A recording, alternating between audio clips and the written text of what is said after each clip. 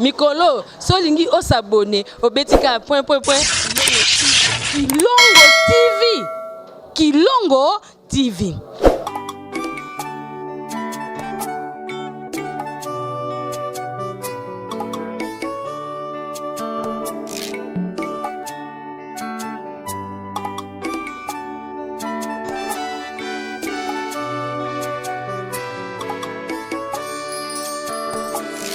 Zilanza miena pasi emyangala simbeno lwazokyo kyampa.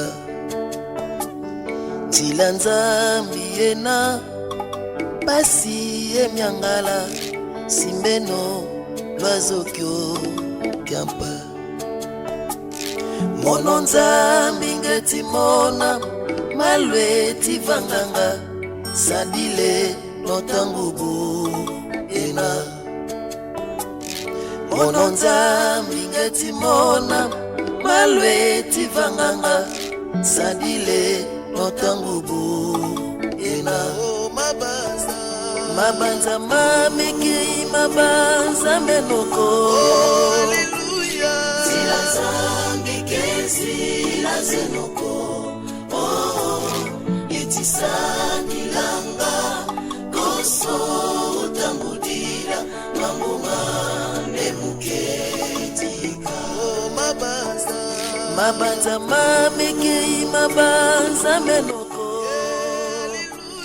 Zilanza mikezi la zenoko.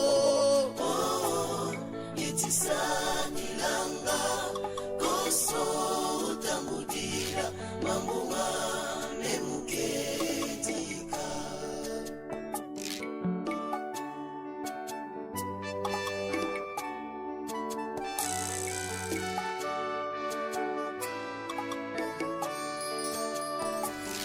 Gekwa dibundu mukya mawetita bonzambi kakena koko. Gekwa dibundu mukya mawetita bonzambi kakena koko. Wetisola nzila iu nasadila tilanza vivo ya sadana. Wetisola nzila iu nasadila tilanza vivo ya sadana. Mabanza mamiki mabanza menoko. Zilanza mikezi la zenoko. Yetisani langa koso utangudira mambunga nemuketika. Mabanza mamiki mabanza menoko. Zilanza mikezi la zenoko. Yetisani langa koso utangudira mambunga nemuketika.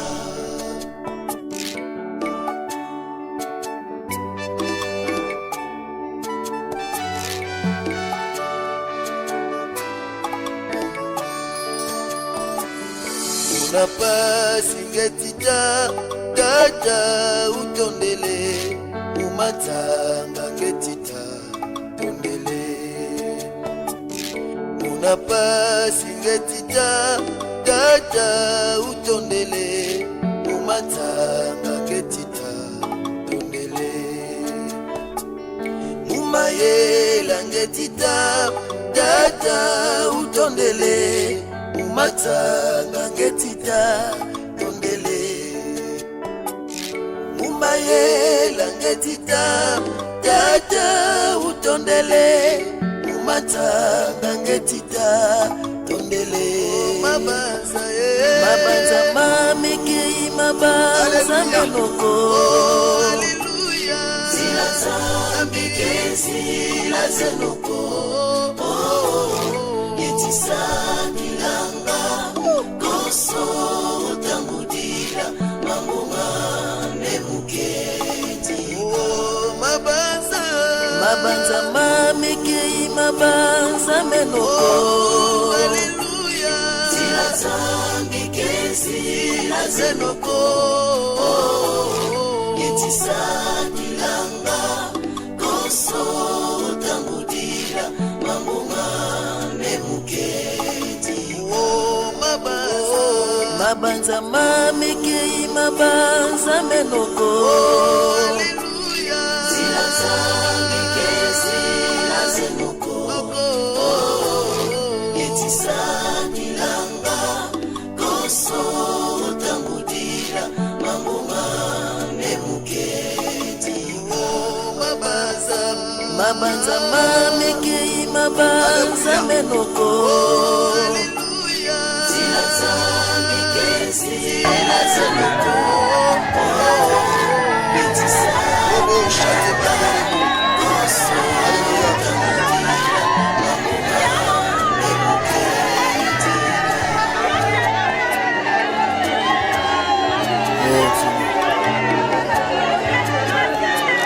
Nzambi basi ebengana sileno nyasa kyoki.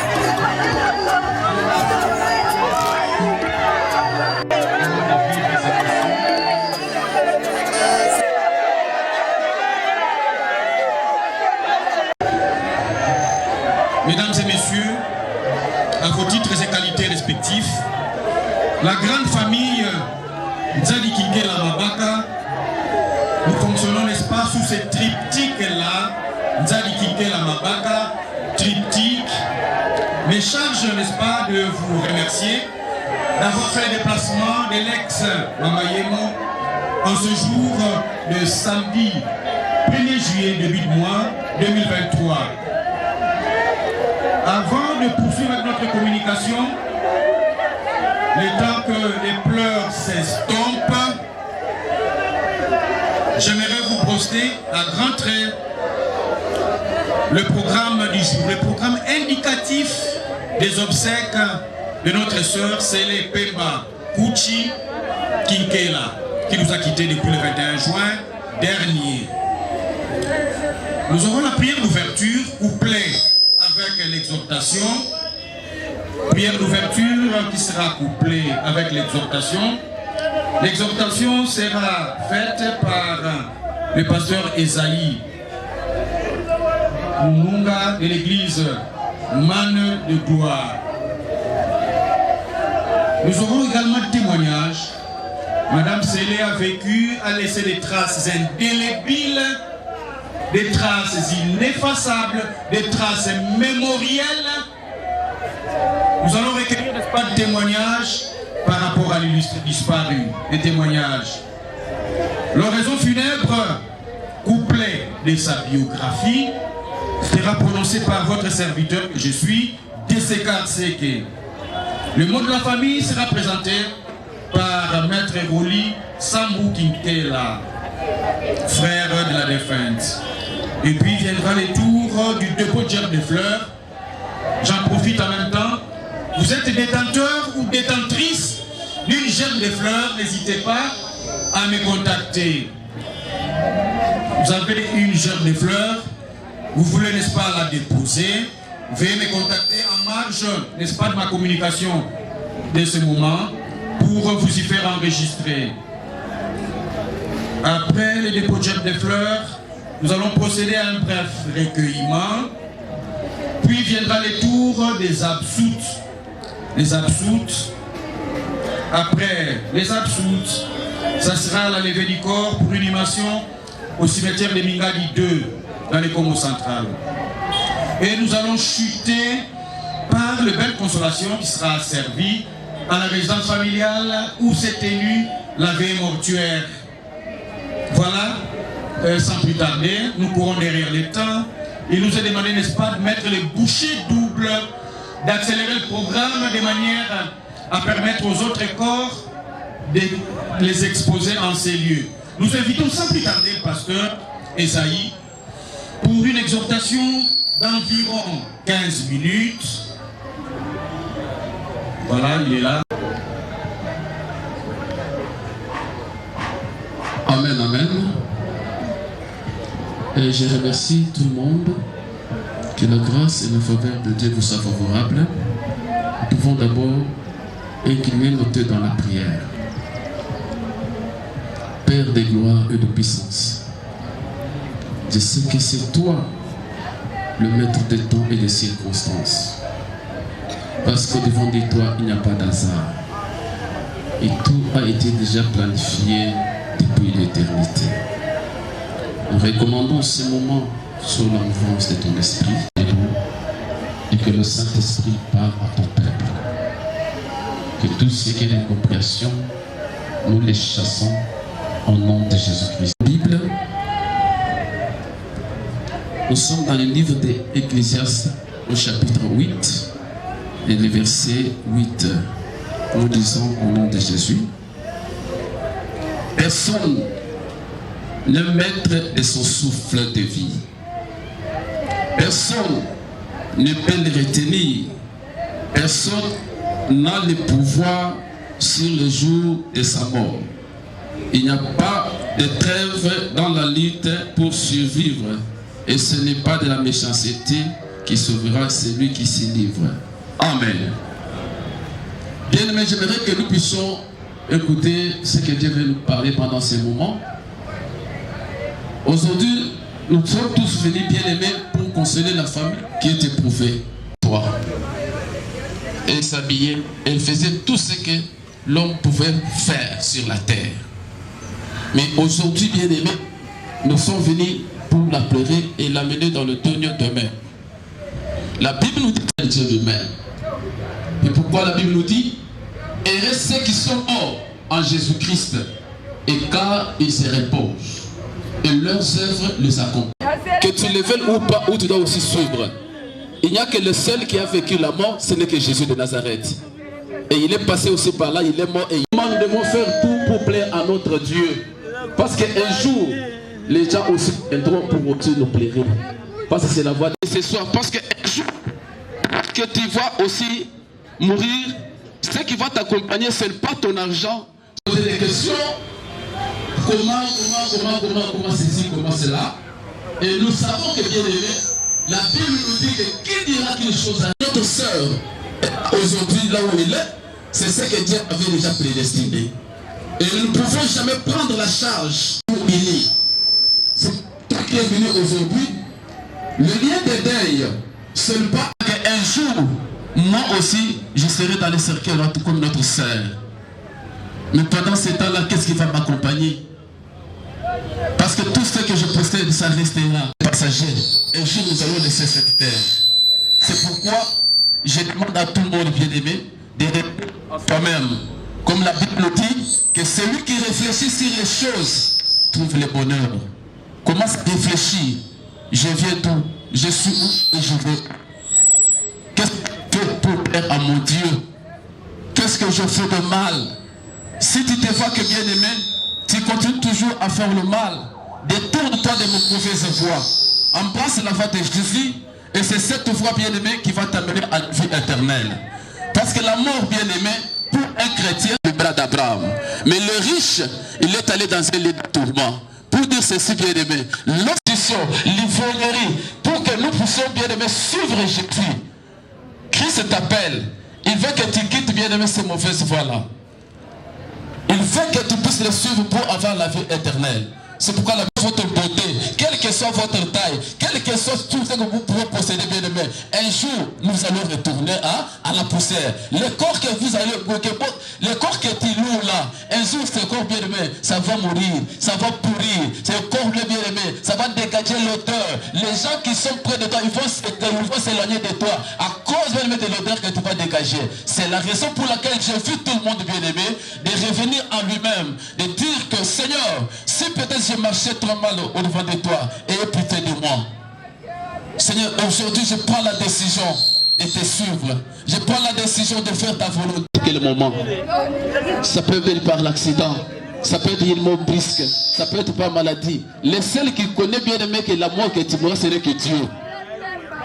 Toi-même tu ne connais pas. Tu ne connais toujours dans ta présence. Prie le Seigneur pour ce moment. Au nom de Jésus-Christ. Merci, le grand Dieu redoutable. la famille qui est restée, Seigneur. Regarde la famille, que ce soit du côté de son mari, du côté de sa famille, ses frères. Que rien de mal peut développer sa cloche de Dieu dans cette famille. Que tout ce qui est monde de ténèbres, nous les boutons de haut, nous les rendons les sans effet au nom de Jésus-Christ. Accepte mon Dieu, mon roi, que la paix règne pendant ce moment vers éternel, que la paix règne dans toute la famille éternelle, mon Dieu, mon roi, que la famille demeure toujours dans l'unité et que le Saint-Esprit les assiste. C'est dans le nom précieux de Jésus que nous venons de prier avec action de grâce. Amen. Merci beaucoup, pasteur Esaïe. Merci beaucoup pour cet exemple témoignage. Jusque-là, je n'ai pas pu rencontrer quelqu'un pour témoigner. Et si dans la foulée, quelqu'un manifeste le désir de pouvoir témoigner, libre à lui. Merci. Je ne sais pas comment expliquer. Mais un camarade m'a kala. Tout ce qu'on a dit, tout discuté. Moutunion sur le mot qui n'a pas ma benae. Bengaï n'a pas ma bête à mon côté. On se disait tout. On ne cache rien. Quand on a colobé ma camme dans la nyonso. Je n'ai pas colobé dans ma camme dans la nyonso. Donc, ce monde qui est la bête. Confidence dans la vie. Que son amour est mais une bonne amie pour moi. Merci beaucoup. Merci. Merci. Nous sommes à l'état de témoignage. Avant que nous embrassions nos raisons funèbres, témoignage.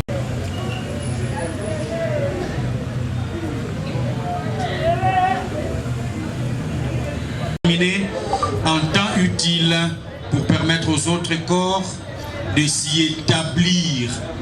Au terme d'un bref malaise dont on croyait être guéri, n'étant pas la place de Dieu, son créateur, nous nous sommes payés à la volonté père. À la tête d'une fratrie de 11 enfants, 3 filles et 8 garçons, Madame Célé Pemba,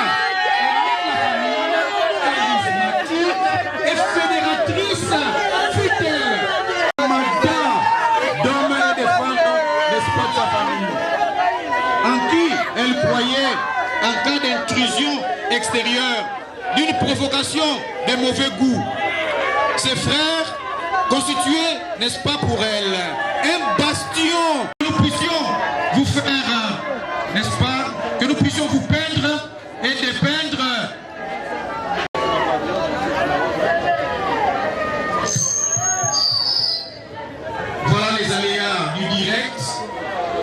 Petite coupure impromptue.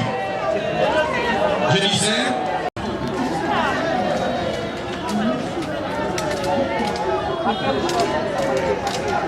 notre sœur Célé Pemba Kouchi Kinkela, fille de papa Natalis Kouchi Kinkela, appelée affectueusement Machine, vieux Machine, qui nous a quitté paix à son âme, et de Mme Monique Kwangu Zaou, qui est en vie. Madame Céla a étudié,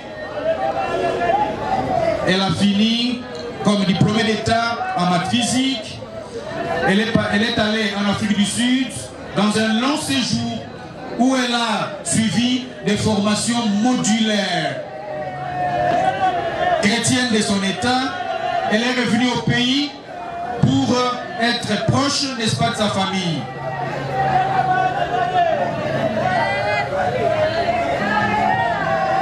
Quelques qualités ont émaillé, n'est-ce pas, la vie de Madame Célé Pemba.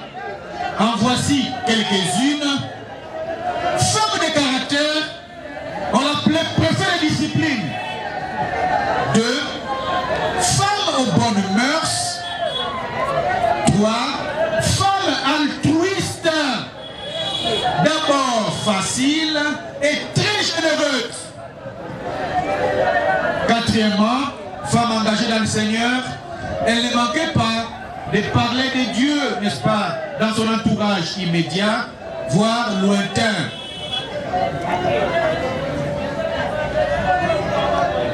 Voilà de façon lapidaire, ramassée, sommaire, ce que vit la vie, n'est-ce pas, de notre sœur Célé Pemba Kouchi. Je vous remercie. Bien, puisque nous courons derrière les jeunes frères de la défunte, Maître Roli Samou pour le mot de remerciement circonstanciel.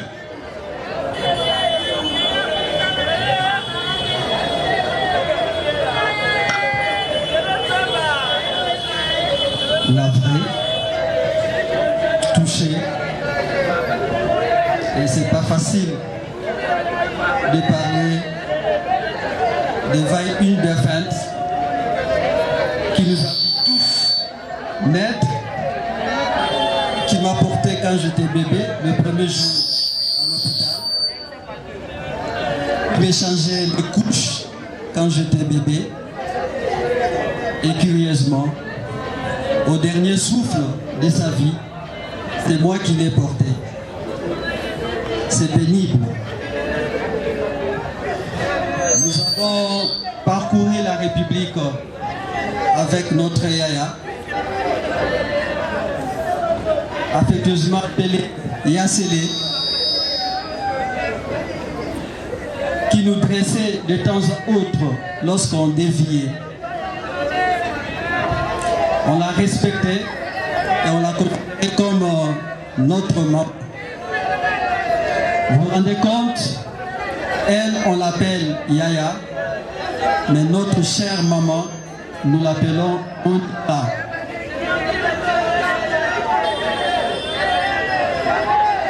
La famille Kinkela est touchée du fond de son cœur parce que c'est pas facile. Alors pour ce faire, la famille remercie toute personne qui a compati avec elle, qui l'a assistée depuis le jour de sa mort jusqu'au jour d'aujourd'hui où nous allons déposer son corps à la dernière demeure. Merci pour tout. Quels que soient vos titres et qualités, la famille vous est reconnaissante. Merci beaucoup. C'est l'étape du dépôt de germes de fleurs.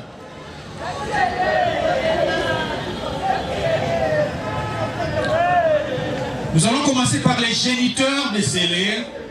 Les géniteurs décédés, les papas décédés. Les papas décédés vont devoir déposer leurs germes de fleurs, les papas décédés. Après les papas décédés, nous allons également inviter les sœurs de la défunte, les papas décédés, voilà.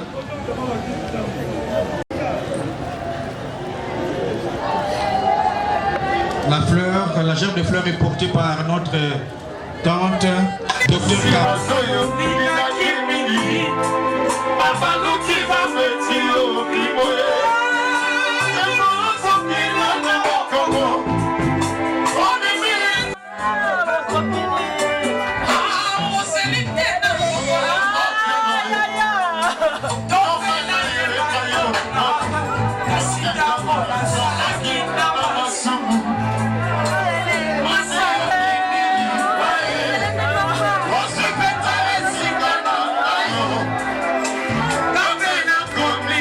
Santo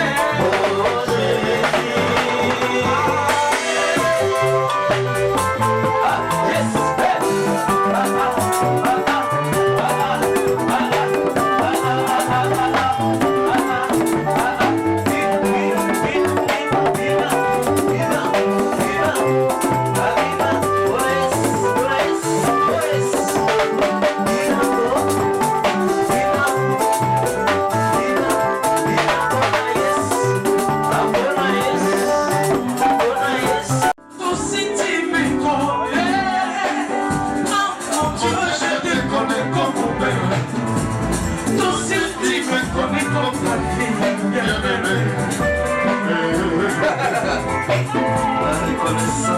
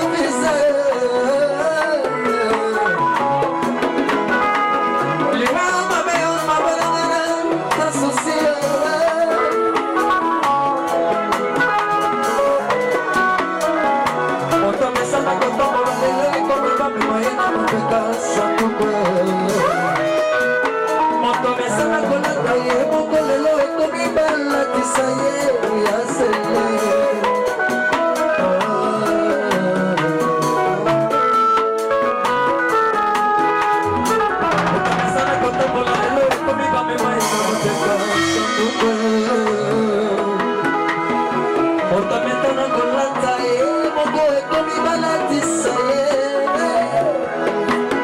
Ututa moto kufaka tomemaka moko na nkesite ya yase.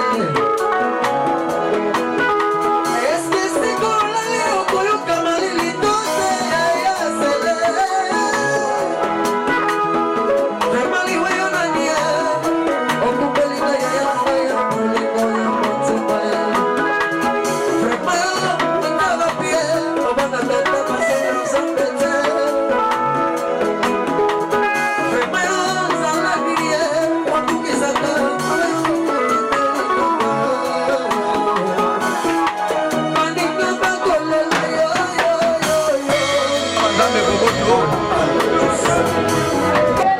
Sambo tokosala na français babengi absurde mais na lingala balobaka bosesi mowei ezali prière et au revoir bongo na prière wana bakokundola te oyo tozali kokunda bakokundola te oyo tozali kokunda azalaki mokristu yango wana tokonyakela ye mai ya batisimo soki nini encens ezali tokosala yango mpe po topesa nzoto oyo ekulaki nzoto ya kristu oyo eyokaki liloba nzambe nzoto wana esengeli kozala nzoto ya peto yango wana bokomona bazwi encens bapukoli moto oyo akufi awa tokosambela mpo na ye mpo na libota na ye mpe topesi ye au revoir ndenge bakristu bakundaka moninga wa bango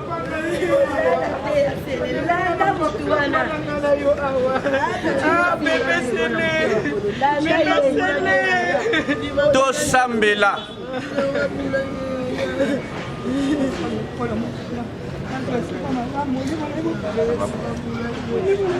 e mokonzi otandela biso matoi oyoka losambo la biso tokosenge yo pa mosaleli wa yo sele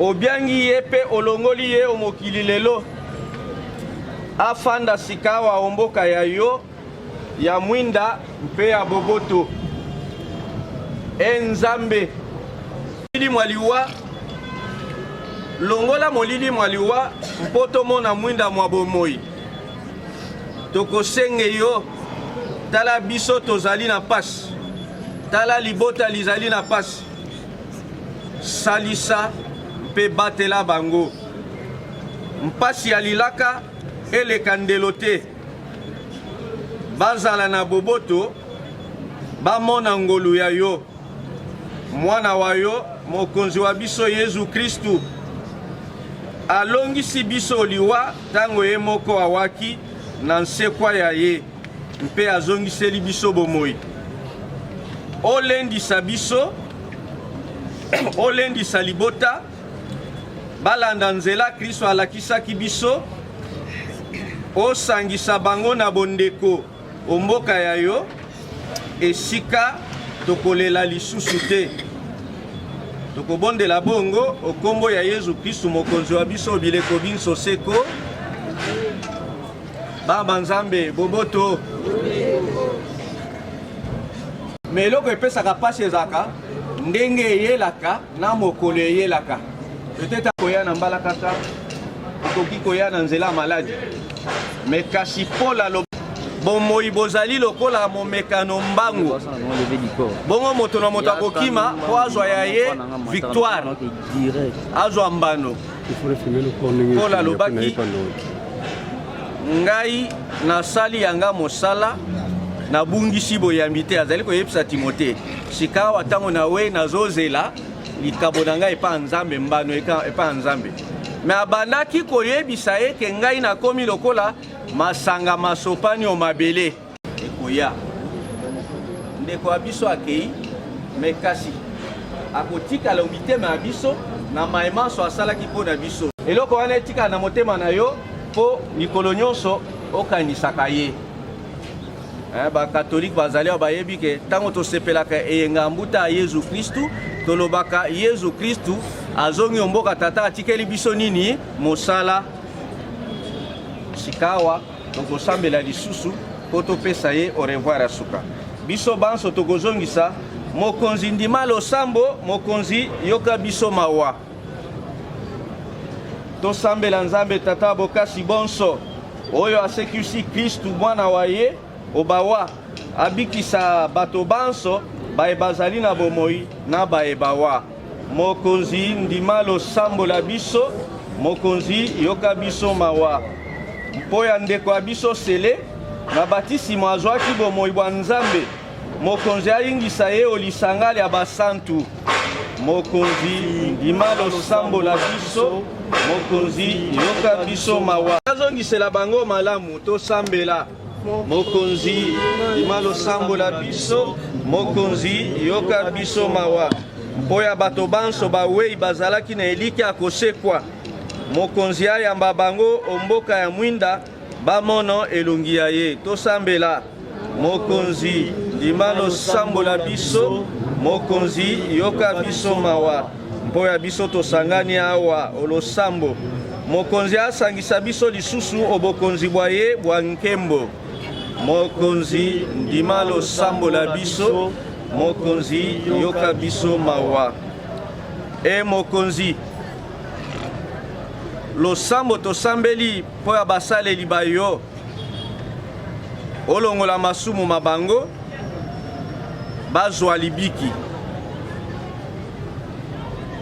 awa tokokoba mosala mwa kokunda ndeko lokola bakristu bameseni tokobondela nzambe mokonzi wa biso pote na nguya ya ye asekwisa ndeko ya biso sele akotisa ye molongo mwa basantu Kristu mokengeli molamu wa mpata sikawa akumba ye omabeke azongisa ye omboka tata bongo ndeko ya biso ayoka esengo elongo na basantu omboka ya nkumu wa bileko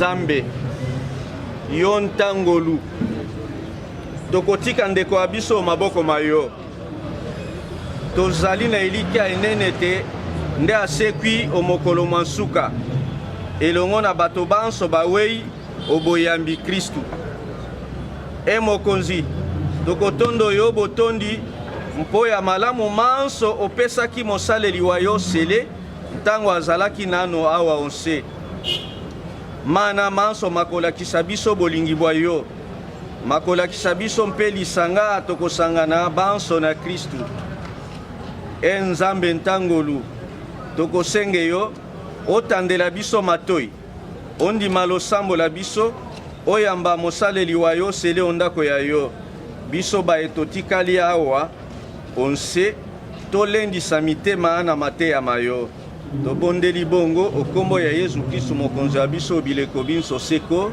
amen mokonzi azala na bino azala pe na yo Nzambe abokasi bonso abenisa bino obenisi wana bokota omabota mabino obandako babino pe ekamba bino bisika nyonso bokokende okombo atata pe ya mwana pe elimo santu amen apema na boboto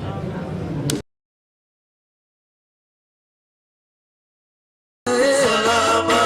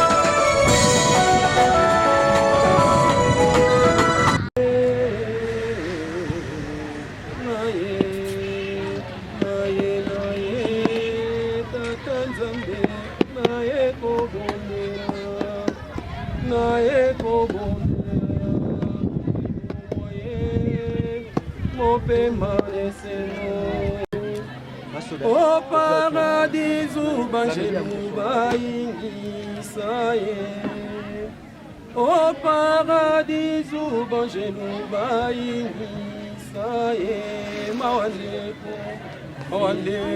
wabiso ye mawandeko wabiso ye nzambe tata oyamba ye o paradiso abaramayinisa ye o paradiso abaramayamba ye mawandeko wabiso ye mawandeko wabiso ye nzambe.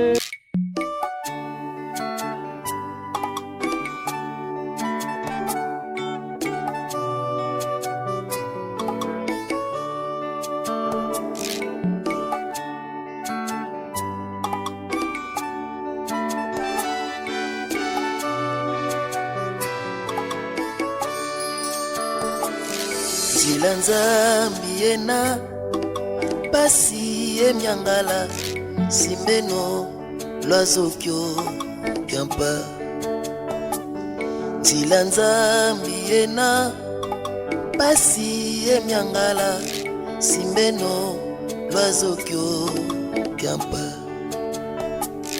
mono nzambi ngetimona malwe tivanganga sadile notangubu ena mono nzambi ngetimona malwe tivanganga sadile notangubu ena mabanza mamekei mabanza menoko zila nzambi kezila zenoko etisanilanga koso utangudira mambunga nemuketika mabanza mamekei mabanza menoko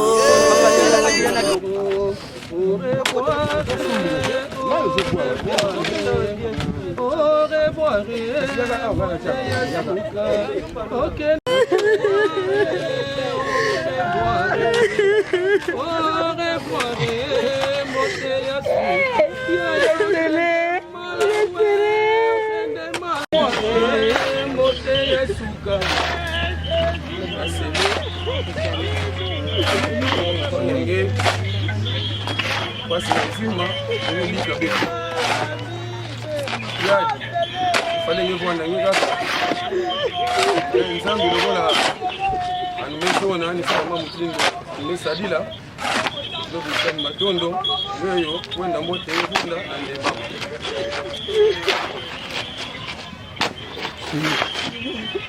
yunu papa leke bende kutuvala mbote ngona mambo mimi kutuba vile kwa kutuba kutuba ndio tata ngekeli yao bangono swa kele kana bene kutana hakuna bili vana ga mboto wenda ndio kutuba kwa nini kana bene hao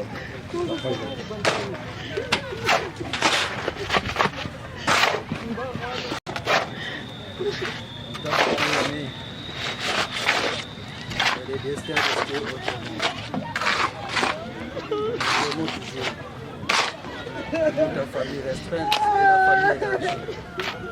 Raison pour laquelle nous devons accompagner jusqu'à la dernière. Nous espérons que Dieu dans notre Seigneur va accompagner. Nous sommes toujours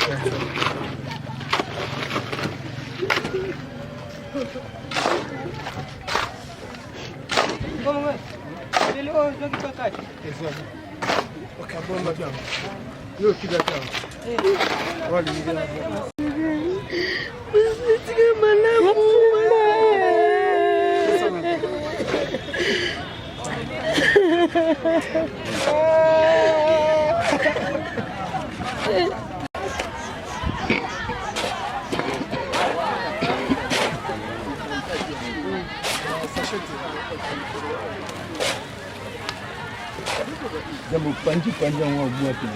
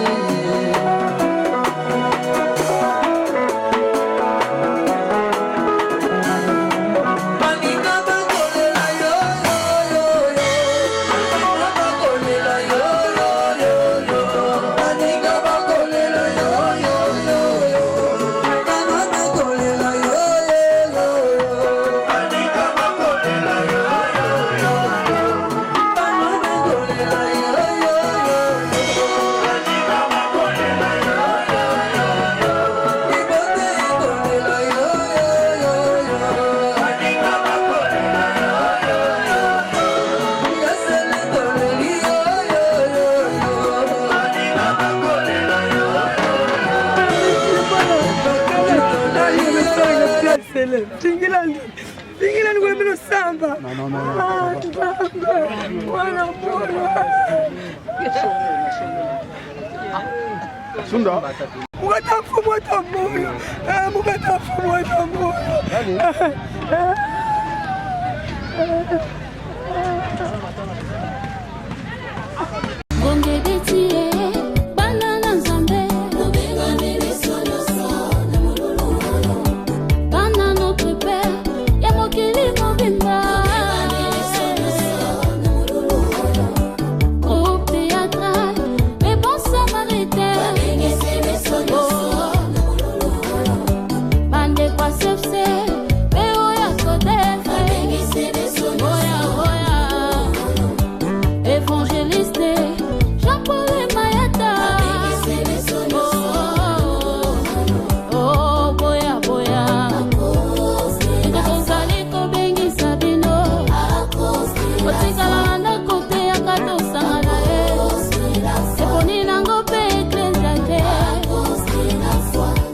Notre père bana CFC bana CODEF bana nzambe nyonso na yeli bino sango ya sika sango malamu kolo Yesu Masia Nazareth nzamba solo pe ya bomoi azana bomoi ne ko annoncer bino à cause de la foi 8e édition tokozala awa na terrain ya Bouddha et longo na l'évangéliste international le porteur du Christ l'homme des chiffres Muto Simbi Koda Kondima le pasteur Jean-Paul Mayata l'homme de la foi. Ndenge est prévu le 1er pe le 2 juillet na Sainte-Thérèse et ezali susu kuna te et komi awa na terrain oya Bouddha awa na Bouddha première entrée na njilo kotika opusani muke omona na gauche wana terrain Bouddha bisika à cause de la feu kozala tunanga jour nini du 15 au 16 juillet 2023 8e édition à cause de la foi avec le porteur du Christ, le pasteur Jean-Paul Mayata, l'homme de la foi. Awa, ekobongwana maternité pour na bato bazoluka mabota, ekobongwana ambassade pour na bato bazoluka visa, ekobongwana solution pour na bato bana ba problème. Yaka boya boya na bengi binoto ya ebele awa terrain oyo ya Bouddha toko bondele longo na mumbu na kolo pe toko mona loboko na Nzambe.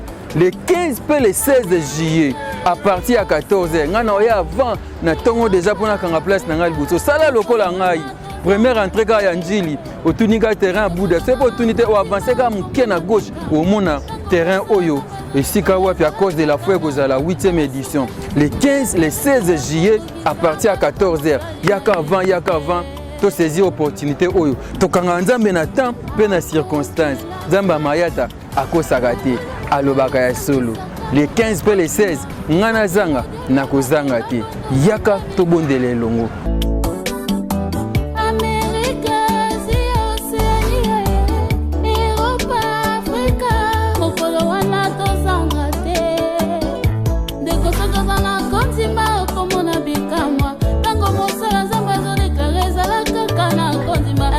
Jésus de Nazareth a koko kisama loba mosali na ye